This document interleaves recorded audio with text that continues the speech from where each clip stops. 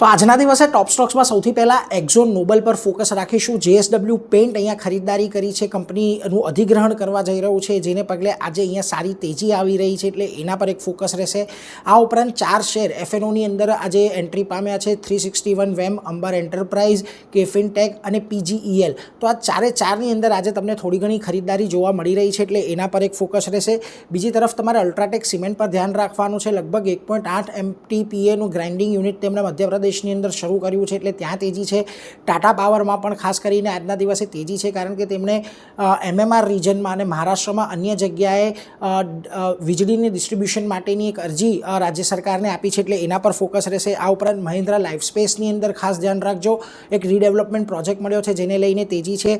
હોનાસા consumer પર નજર રાખવાનું છે. ફ્યુઝન કોસ્મેટિક અને જસ્ટ ફોર કિડ્સના મર્જરને મંજૂરી મળી ગઈ છે, અને એસબીઆઈ પર CLSAનો આઉટપરફોર્મના રેટિંગ સાથે લગભગ 1050ના ટાર્ગેટનો એક રિપોર્ટ આવ્યો છે, જેને લઈને આજે એસબીઆઈમાં પણ તેજી જોવા મળી રહી છે.